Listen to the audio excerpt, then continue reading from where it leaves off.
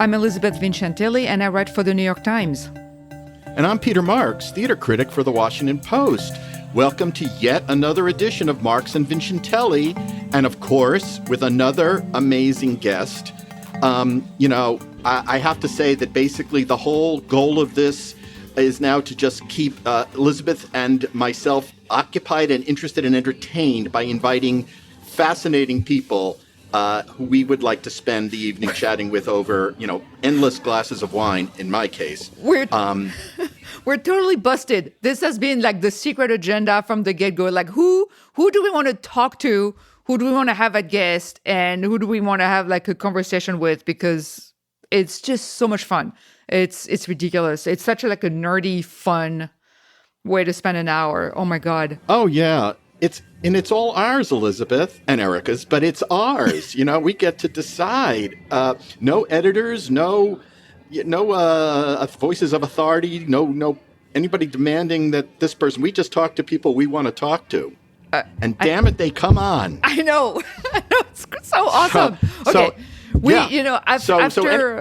Oh, I'm sorry. Oh my God, we're so excited. Like we keep talking over each other. Like we should not do that. But like we're total, we're just excitable beings. So we should get to what today's about. And yes. The show that sort of prompted this particular episode, that's on Broadway right now, is a little show by the name of Death of a Salesman, which now has... You might have heard of it. Yes, I think you have.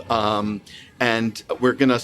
the spoiler alert that I have to... Attention must be paid to the spoiler, which is, of course, Willy Loman is the salesman who dies in the end. Yes. Can you imagine now, like, if anybody would title a play with such a spoiler? People are so obsessed with that stuff. Like, no, they would come up with such convoluted way to... Anyway, talk about it. Where's Willie? It would be like a day on the road. It would be... Yeah. Oh my God, it was so horrendous. Yeah. Anyway, so this is a completely convoluted and ridiculous way to introduce today's guest, who's Dr. Susan Abbotson. And we both saw that revival of Death of a Salesman, and we thought, like, who could kind of guide us through the thicket that is Arthur Miller, because he's written a lot and he's produced a lot, although usually always the same, like 5 plays. But he's a giant of American drama. And we were wondering, like, what is his position these days? Like, where does he stand in the canon? Like, how have the way his plays been staged, how has that changed? Like, what's going on in Miller world? And so we reached out to Sue, who's a Miller scholar who teaches modern and contemporary drama at Rhode Island College. Yeah, Dr. Abbotson has written 3 books and numerous articles about Miller. And she's the former president of, I bet you didn't know this existed, the Arthur Miller Society. She's currently performance editor for the Arthur Miller Journal.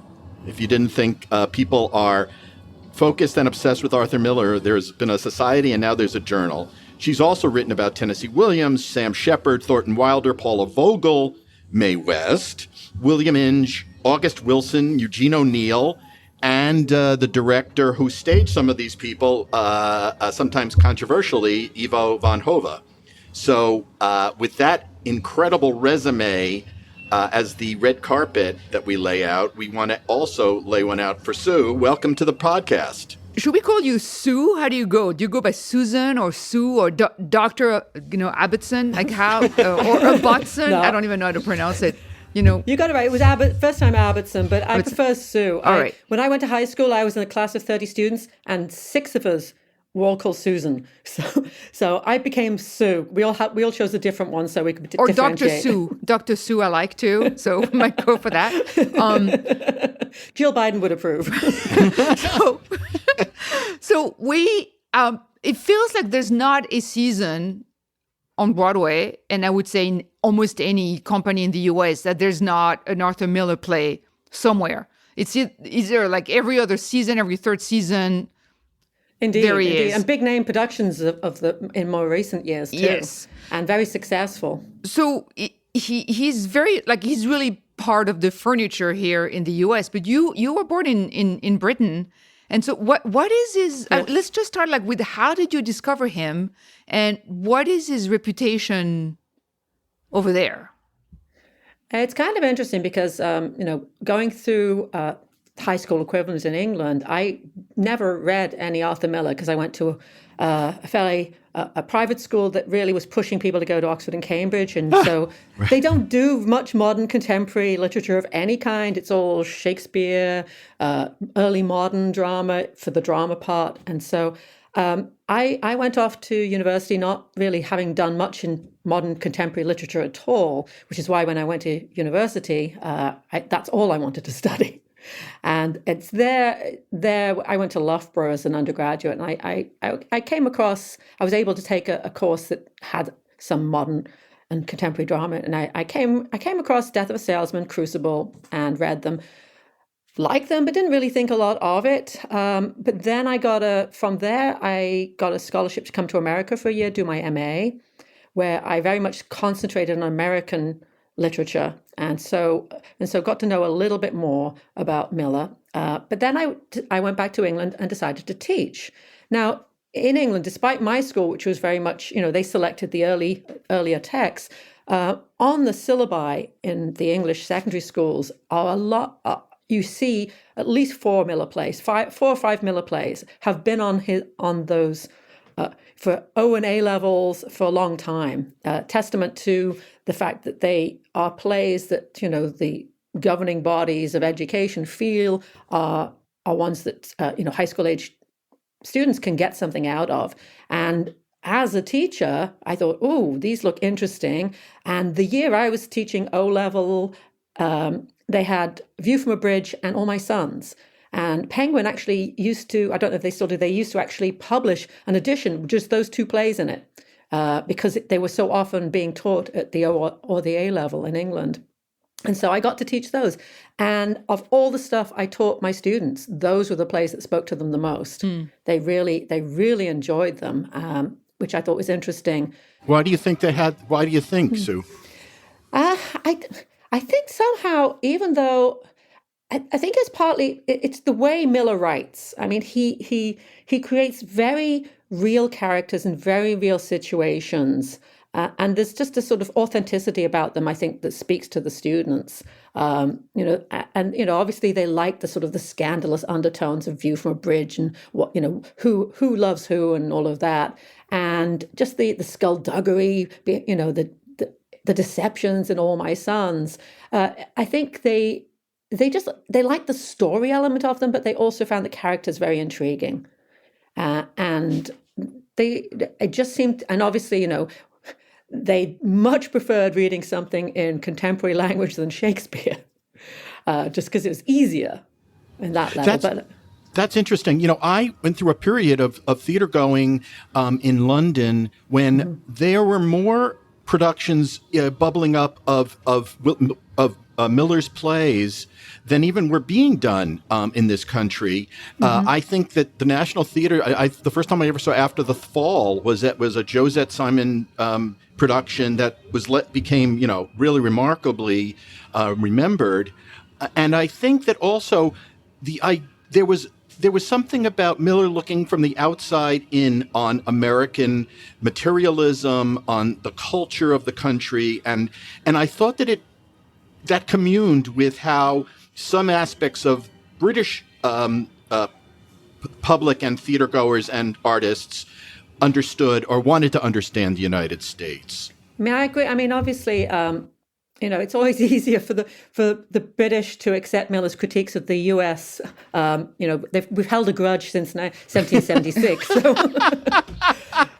But I agree. I think the theatre culture in the UK is different. They're less concerned with entertainment. They're more interested in ideas. And Miller's plays have ideas. And I think that's part of the reason. And there's this huge dry spell that Miller had in America. It all kind of basically sprouted shortly after the production of After the Fall, which in America was totally panned. Robert Brustein was particularly vicious. Yes. But then when the same plays are being done in England, they are being lionized and praised. In fact, that actually is one of the things that drew me into wanting to study Miller more, because of the later plays, which, like, I'm reading them thinking, these are great plays. I'm looking at the British reviews, and then I'm looking at what America has to say about them, if they say anything. And that made me really interested in trying to find out the why of that. That the National Theatre with Josette Simon, she plays the Maggie role, and because she's Black, they can get away with the whole Marilyn Monroe thing that upset people in the U.S. Right. And I think After the Fall has actually been fairly popular in Europe. I've read about productions in Italy and productions in Spain that have actually been very popular, because I think the European countries don't have that Monroe baggage. It's interesting what you say about like some of the latter plays not getting like a great reception in the US. Like, do you think, because we see the same like 4 to 6 plays like a lot, and he wrote a lot more than that. That's another thing. Penguin also has an edition of Miller's best plays, I think they call it, and it is Death of a Salesman, The Crucible, View from a Bridge, and All My Sons. Has there been a change? Have you noticed a change over the decades? Like because it seems actually it's always been those like 5, let's say. That hasn't really been changed. Or maybe it has. Like, is that...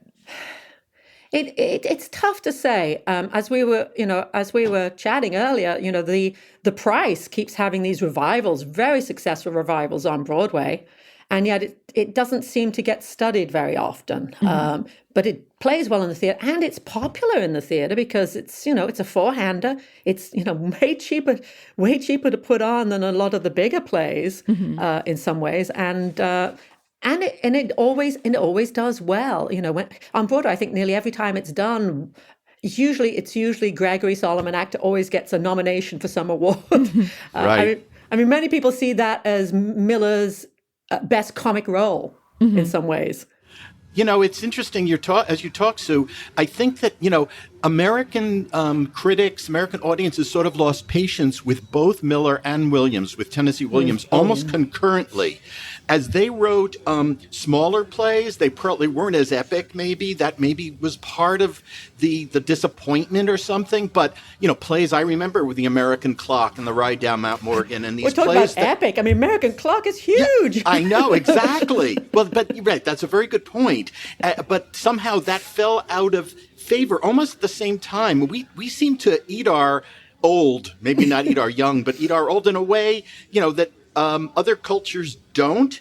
I think that's changing somewhat, but I wonder if we didn't go through here some kind of rite of passage ourselves in trying to come to terms with what these visionary playwrights were saying or later on in their lives. That's interesting. Actually, today, I don't know whether today, November 1st, John Lair's new biography of Miller is being published. Oh, wow. And in it, he describes Miller as the playwright who almost single-handedly propelled 20th century American theater into a level of cultural sophistication. And I don't think anyone would have written that in 1970. No. Yeah. Well, it's interesting that he would say that over Williams. I would have thought the reverse, but that's because... Well, I mean, I haven't read this new. Obviously, it only came out today, so I haven't read the new one. I believe it's not as fat as the Williams one he did. Apparently, it's a slimmer volume. But from what I've seen of early proofs, is he definitely has been to the archives in Texas and has looked at a lot of Miller papers there, and so has some interesting details from Miller's notebooks in there. So I'm looking forward to reading it. So before we move on to like the way he's staged and how that's changed, I was curious as to which plays of his do you think should be done more? Like, are there like gems that never get done, and you're like, oh my God, Death of a Salesman again? Why aren't they doing X, Y, or Z? It's ironic because there's something about Miller's plays. Sometimes I do like this deep sigh when someone asks me to go and review or do a talk back on a Miller production, because I'm thinking, oh, can I see another version of The Crucible? And I get there and I get sucked in somehow. I mean, they did it in my kids' high school, and I got sucked in the high school production. There's something about even the great plays, which is what makes them great, is that you can see them over and over. But there are plays I definitely feel have been neglected. I tried for a long time to get Sue Lowenstein of the LA Theatre Works to do a recording of The Archbishop's Ceiling, which I think is a really interesting play, but she does not like it, so she refused. Also, in England, Broken Glass has been very popular, and that is taught in a lot of the high schools there too now. It's on the O&A level syllabi, and I think that's a very powerful play. I actually got into Miller in detail, actually, because I was going to study Holocaust drama for my doctoral dissertation.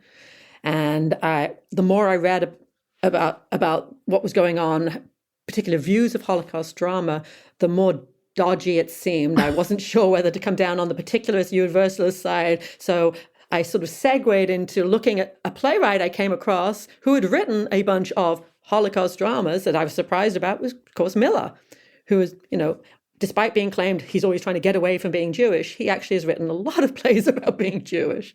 And his Holocaust dramas, starting with After the Fall, they're also Playing for Time, Incident at Vichy, and then, of course, Broken Glass. They do say a lot that I found very interesting.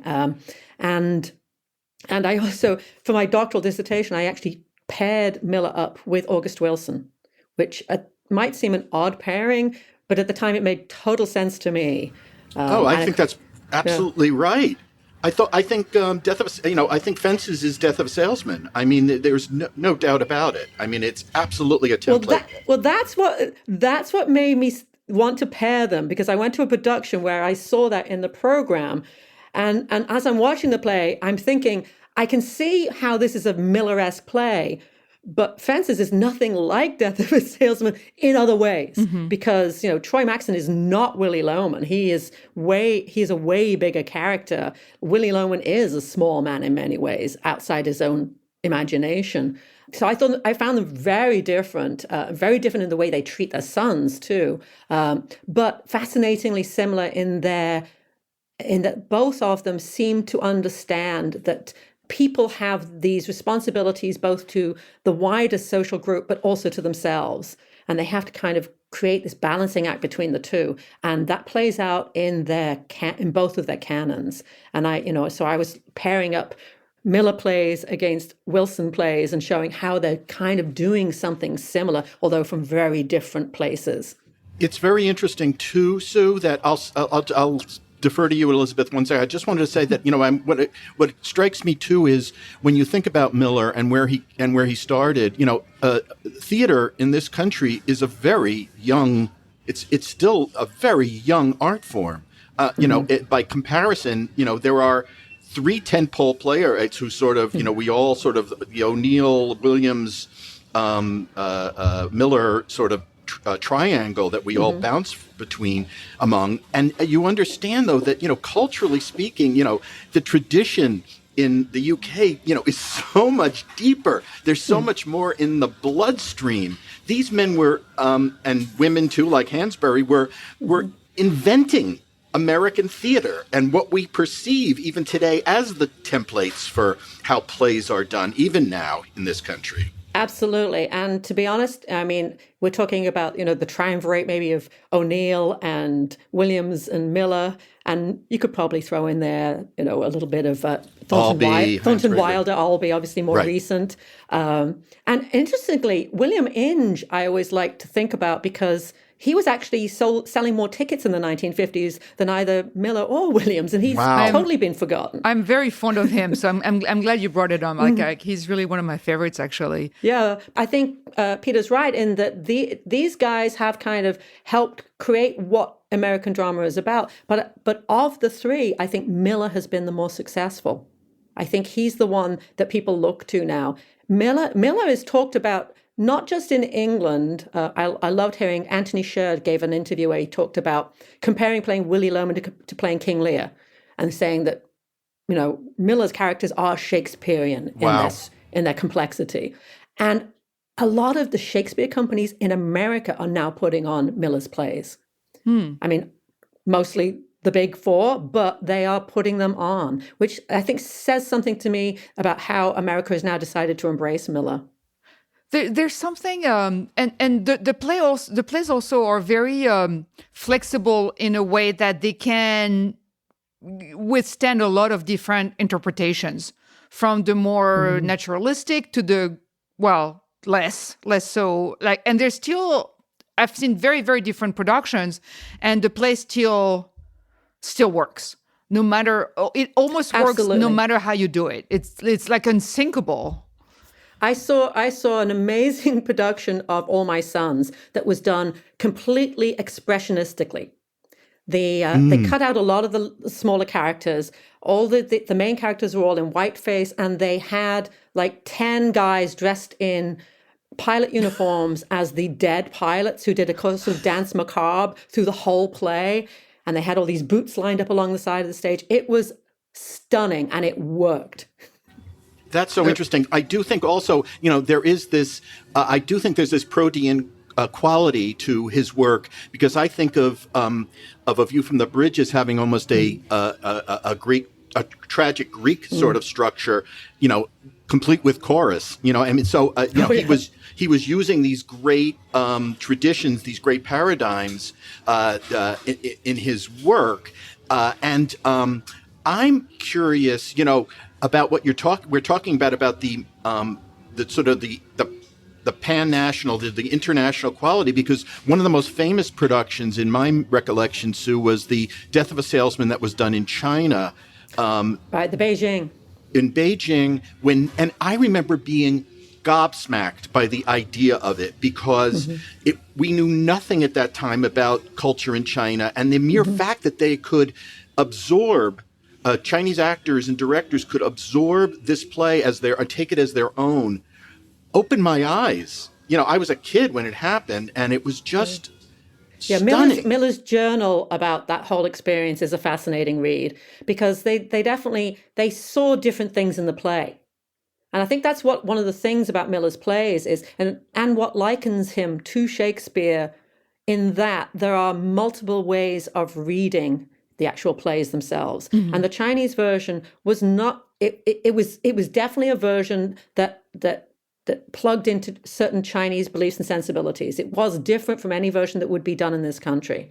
And they actually did a more recent version, the People's Art Theatre in Beijing, which I just saw some of the sets from, and it was done almost more like Chinese opera. And they had a really young guy playing Willy Loman. It looked very interesting. I have not seen that production, or honestly, I'd not even heard of it until now. Can you describe a little bit what were the different things that the original, the 1983 one in Beijing? Yes. I mean, Miller, because Miller actually went over, so almost like this sort of cultural attaché type of thing, to direct it. All of they were doing it in Chinese. Miller does not speak Chinese, but he's directing the play with an interpreter. And he's discovering things like they actually don't know what a salesman is, because they don't really have salesmen in China, at least back then. There was no sort of equivalent. And just also some of the ways in which the family unit operated. Again, it just wasn't a cultural Chinese thing. And he had a lot of trying to work with the crew to produce something that was recognizable to him as his play. I mean, their tradition at that point in China was, if they were putting on a Western play, all the actors would wear these outlandish wigs and makeup and really over-the-top costumes to be Western. And he had to sort of talk them down out of that. And also some of the overacting that they were doing, because they were acting in a more a Chinese style of acting, which their audiences were used to, but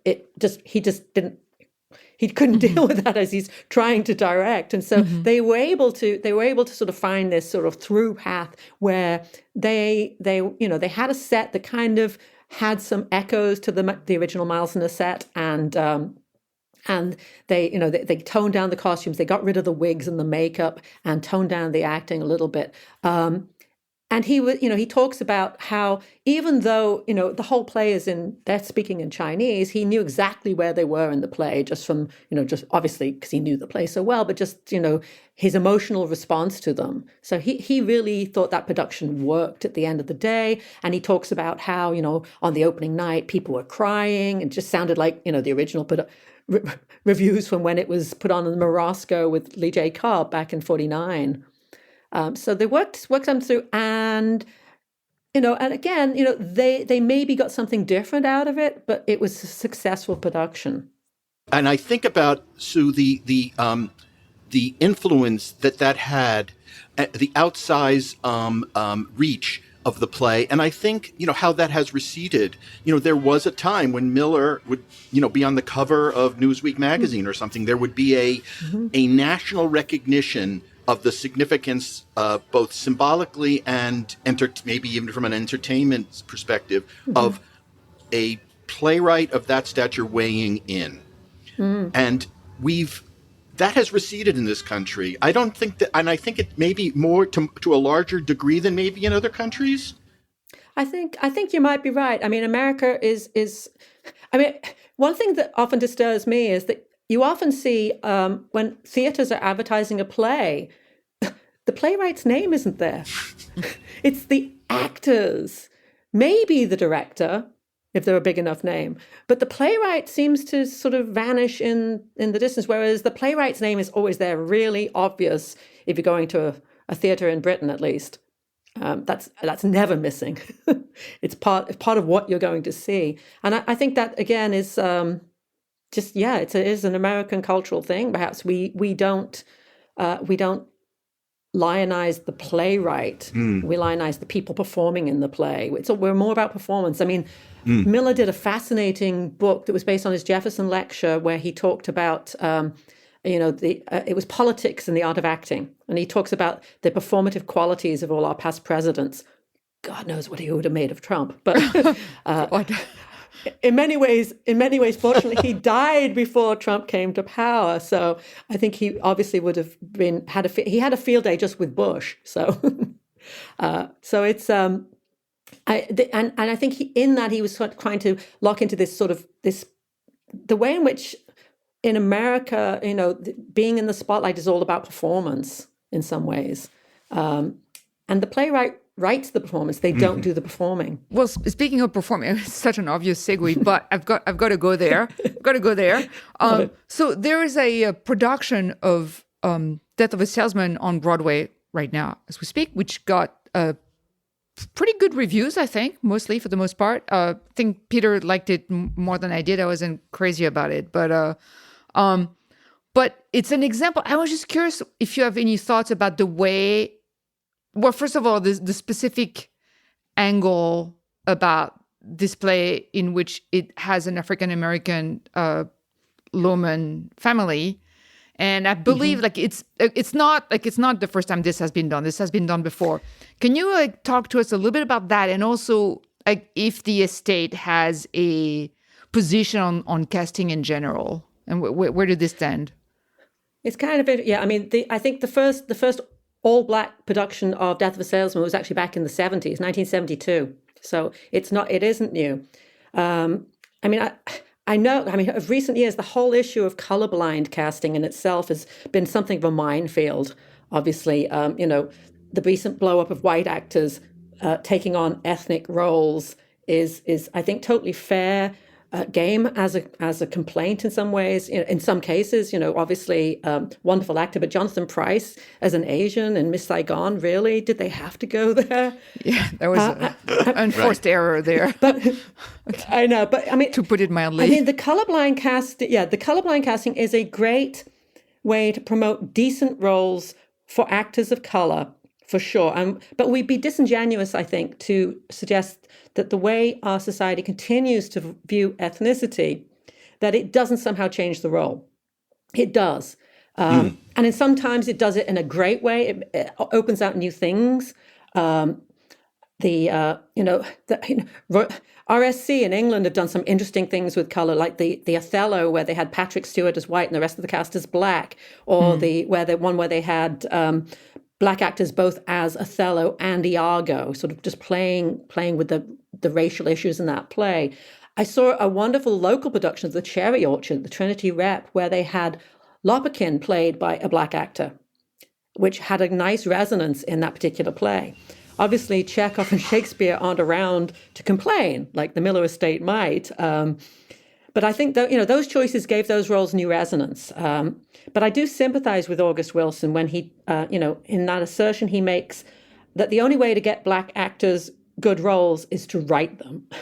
Right. For the playwright to write them. Because let's face it, you can't imagine any Wilson play switching a white actor in for any of the actors in those plays. That's absolutely impossible. Yeah. I mean, when a role is written for a black actor, to switch to white sort of obviously shrieks of inauthenticity. There's actually really, I saw in the news out of production at Cape Cod, they couldn't find a black actor to play Tituba, so they had a white lady play the role.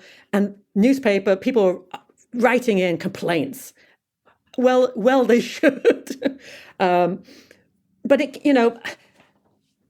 I understand Rebecca Miller's reticence, perhaps, to having to how people might want to address some of Miller's plays. I mean, there was a big controversy with Gregory Mosher a few years back with All My Sons, where he wanted to cast the Diva family as black. And the estate pushed back. They felt that would put a burden on the play that it really couldn't contain. And I could see that possibly, because obviously if the divas are a black family, the way they get treated by the Kellers changes in some ways. It makes Joe Keller even more of a bastard too, just maybe too much so, because we want to be able to have some sympathy for Joe by the end. The play might have been able to handle it, but I can understand why they didn't want to. There was a production of Salesman out in Australia where they actually tried to do this double thing where the actual Lohman family their scenes were taking place inside a sitcom show. What? The Miller estate heard about it. I know. The Miller estate heard about it and shut it down. There's times when the overreach is obvious, but the interesting thing, I'm hearing you talk about this, Sue, and I'm thinking, there is the impulse in American theater has been to drive down the personal lane so potently, to reflect oneself in the play so powerfully that sometimes you lose the universality of it. It becomes so idiosyncratic. I think Miller's impulse so often was the opposite. He wanted to characterize large portions of the society. He wanted us to interrogate the world around us, not necessarily our world per se. And I think that's possibly why, you can, Death of a Salesman, they've told me, I talked to Wendell Pierce and to Sharon D. Clark, they didn't change a word of the piece. They added some embellishment that I don't think it necessarily needs. I mean, now, not giving anything particularly away, but now at the end of the play, Linda Lohman sings a gospel song, sings us out into the curtain call. And, it feels like, window dressing for a play that, says it all. So I do think that, but I understood the impulse to make it their own. Yeah, I mean, I haven't seen the current Broadway production. I did see an excellent all-black production at Yale Rep about, I forget, 10, 12 years ago with Charles S. Dutton playing Willie Lohman. And I thought it was excellent. And Dutton did some interviews where he was talking about, there were black salesmen at that time period. It's not totally unfeasible. And also, things like, I met the mayor of Providence and had coffee could just be one of his lies. He's beefing himself up. Because obviously the mayor of Providence would not have had coffee with a black man. But I think it does work. And you're right, you don't need to change the language at all. It worked for me with an all-black cast. I know some commentators have felt a little uneasy with some of the white characters in this current production. Obviously, by having Howard as a white guy, it makes the way he treats Willie really devastating. Yeah. Yeah. I mean, it's devastating enough. Right. I think when they're both white, and when one's white and the other's black, it changes the dynamic of that scene a little bit. Oh yeah. And also, I believe the woman is white in this too. I believe. See, I think actually I was totally on board with all of that. I thought that that added a great dynamic, like really fraught, really tense dynamic. I mean, in addition to a play that's already tense, but I thought that worked really well. And my issues were a bit more, had more to do with the acting that I felt was kind of not all that inspiring. But I thought that this... What? I know. I felt it was like... This is what we do, Sue. I felt it was journeyman performances. And some journeyman at best and terrible at this. Anyway, some of them I thought were really bad. Nobody listened to this portion of the podcast.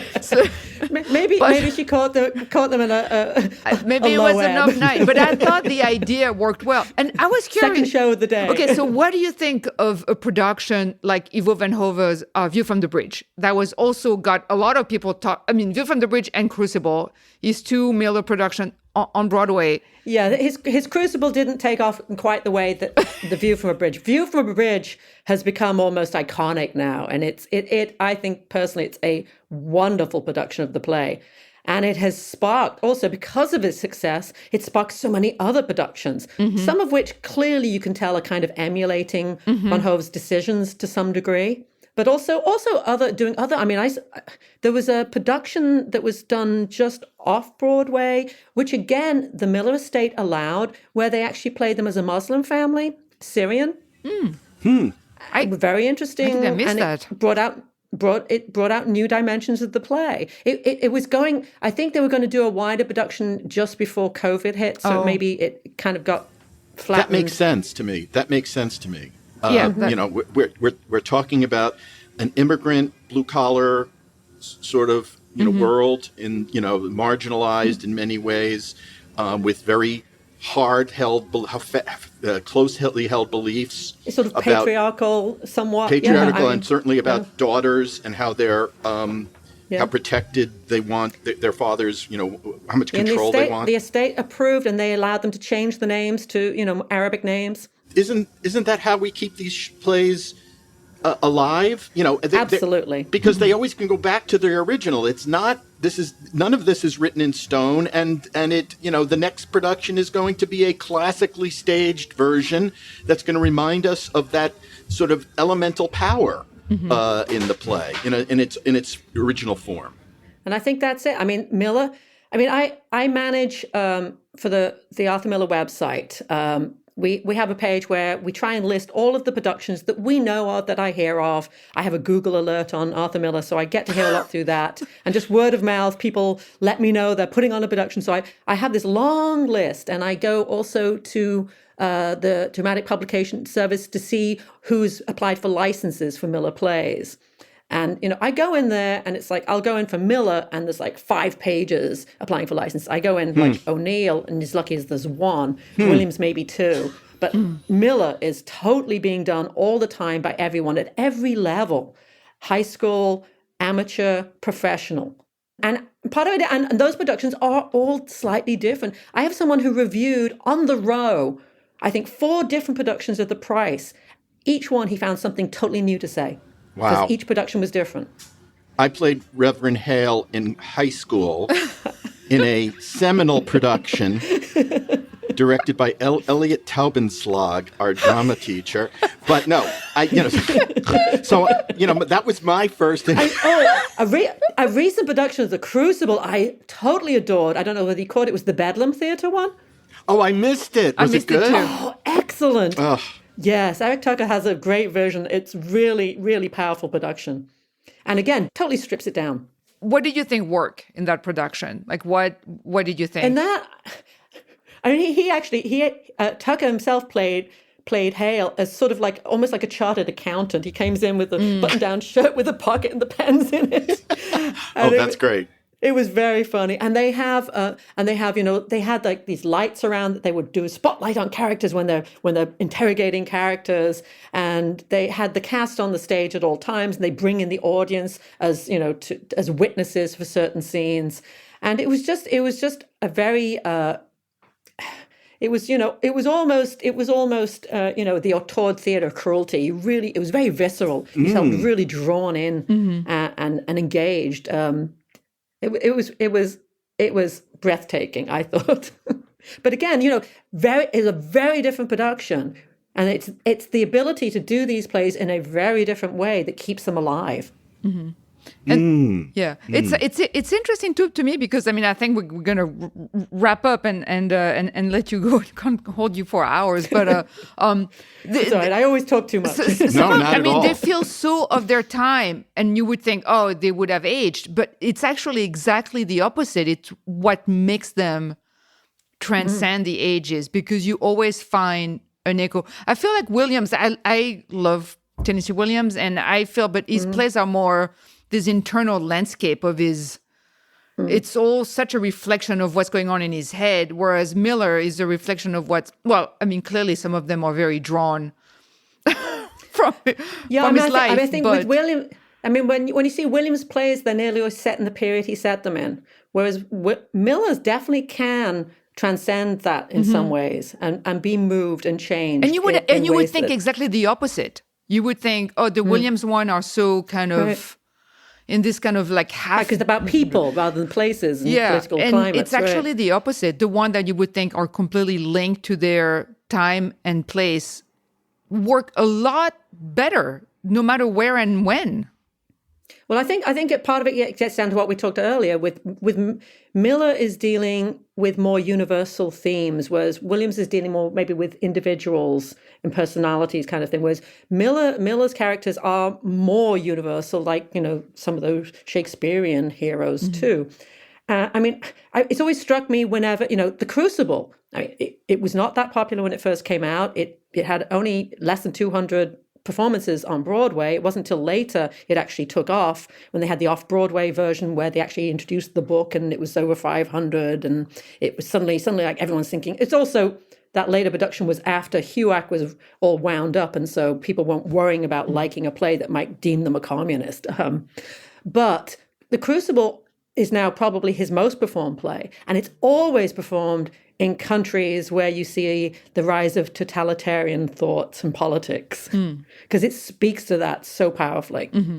It's like Sue, talking to you is like it's like talking to Ina Garten about food or something. I'm getting this appetite now. I just want to run to the theater and see all the plays. Could they do them all today? A play that has not been done right and really needs a good production. Yes. Resurrection Blues. I've never seen it. Me neither. Resurrection Blues. It got that awful London production. I'm blocking on the name of the director who did it. He's a film director, and he just did it a total disservice. He just didn't understand the play. The play is probably one of Miller's funniest plays. It's a comedy, and it needs to be played as such. Oh, okay. Oh my God. It was directed by Robert Altman in London. That was it. And he did a terrible job. Okay. That's from... And killed it. It that's killed it. from 2002, which I'm sure some of our listeners may not even realize Miller was still alive in 2002. Right. But anyway. Oh my goodness. Okay, yes. All right, well, that's a great tip to leave on the tips of the minds of every listener. An artistic director looking for a project. Blues. Maybe Sue will direct Comedy. it somewhere. And she'll come out of her ivory tower and do it for the masses. But that's a great notion, Sue. You're a wonderful distiller of Miller wisdom. It's fun to talk to you about this. I get my own sort of energy level raised about him, and now I want more Miller. So Great. So thank you for that. Thank you so much. Well, thank you. It's been a lot of fun chatting to you both.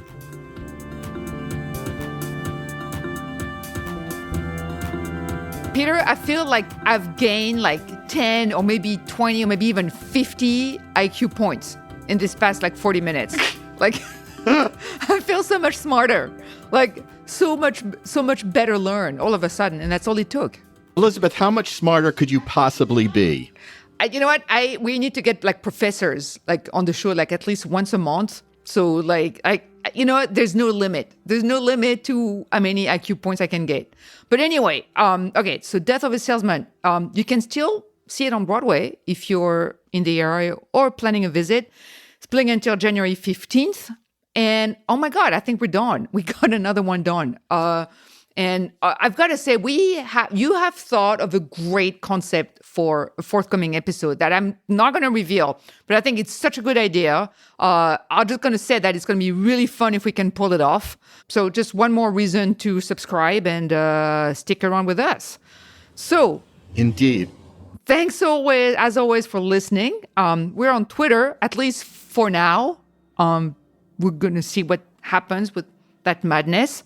So watch for news of upcoming podcasts there. On Twitter, I'm at eVincentelli, and Peter is at Peter Marks Drama.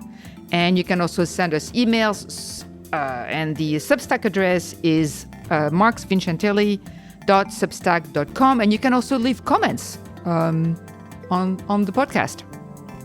So please follow along. Join us next time. And ta-ta for now.